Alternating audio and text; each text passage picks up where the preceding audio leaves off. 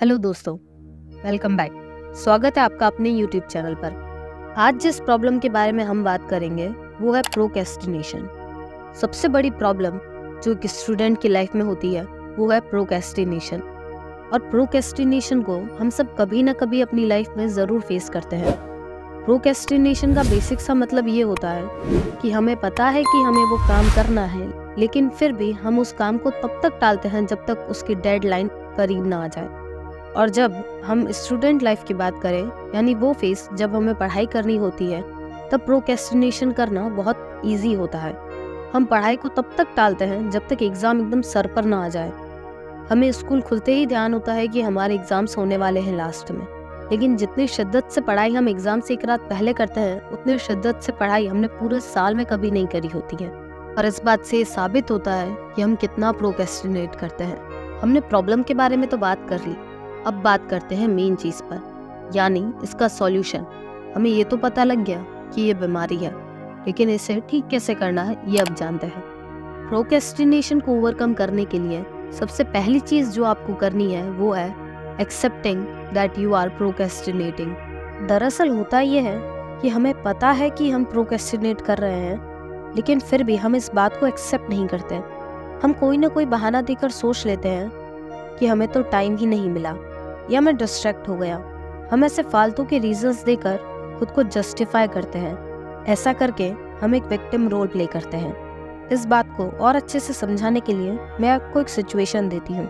Imagine कीजिए आपका next month paper है और उससे क्लियर करने के लिए आपको अभी से पढ़ने की ज़रूरत है, लेकिन आप अपने आप से बार बार यही बोल रहे हैं कि अभी तो बहुत टाइम है, अभी तो 1 महीना बचा है, मैं आराम से पढ़ लूँगा। इसीलिए ये बहुत ज़्यादा इम्पॉर्टेंट है कि आप एक्सेप्ट करें दैट यू आर प्रोक्रेस्टिनेटिंग। आपके पास टाइम होता है पढ़ने का, लेकिन फिर भी आप उस टाइम में पढ़ाई नहीं करते हैं और अपना टाइम इधर उधर वेस्ट करते हैं। जब आप एक्सेप्ट कर लेते हैं दैट यू आर प्रोक्रेस्टिनेटिंग, तो उस प्रोक्रेस्टिनेशन को ख़त्म करने के लिए आपका माइंड अपने आप सॉल्यूशंस आपको देता है। पहले स्टेप में आपने एक्सेप्ट करा दैट यू आर प्रोक्रेस्टिनेटिंग। अब जब आप एक्सेप्ट कर चुके हैं दैट यू आर प्रोक्रेस्टिनेटिंग, तो अब दूसरा स्टेप आपको ये लेना है कि आपको एक पेन और पेपर पर आपको रीजंस लिखने हैं फॉर योर प्रोक्रेस्टिनेशन। आपके जो भी रीजंस है जिनकी वजह से आप अपनी पढ़ाई को टालते हो, आपको उन सारे रीजंस को एक पेपर पर लिखना है।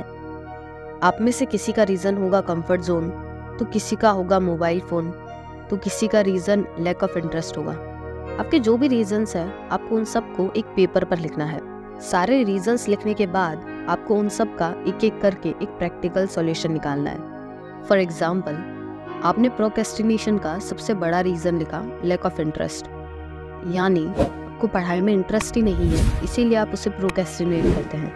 अब इसका सॉल्यूशन हम कुछ इस तरीके से निकाल सकते हैं कि या तो हम उस टॉपिक को इंटरेस्टिंग बना दें, और अगर कोई ऐसा टॉपिक है जिसे हम इंटरेस्टिंग नहीं बना सकते हैं, तो हम उसके साथ कोई ऐसी चीज़ जोड़ सकते हैं जो इंटरेस्टिंग हो।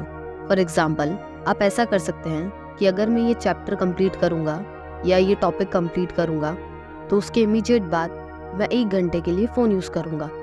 पढ़ाई में आपका इंटरेस्ट नहीं है, लेकिन फ़ोन यूज़ करने में तो आपका इंटरेस्ट है। और अगर आप फ़ोन यूसेज को एज अ रिवॉर्ड अपने लिए सेट करेंगे, तो मे बी आप बिना इंटरेस्ट के भी अपनी पढ़ाई को कंप्लीट कर पाएंगे। रीजंस लिखने के बाद तीसरा स्टेप आता है होल्ड योर सेल्फ अकाउंटेबल। आपको अपने काम को टालने के लिए खुद को जिम्मेदार ठहराना होगा।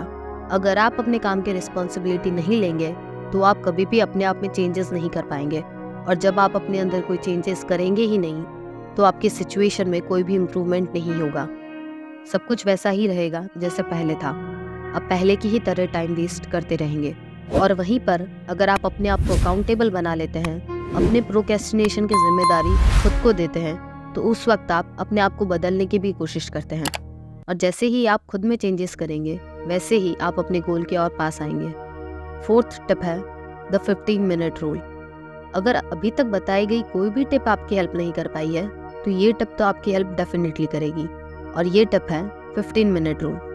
15 मिनट रूल के अकॉर्डिंग आपको करना यह है कि जब भी आप कोई ऐसा काम करने बैठें जो आप प्रोक्रेस्टिनेट करते हैं, या जब आप पढ़ाई करने बैठें, तो आपको अपने ब्रेन को बोलना है कि मुझे बस 15 मिनट्स पढ़ना है, उसके बाद मैं एक ब्रेक लूँगा।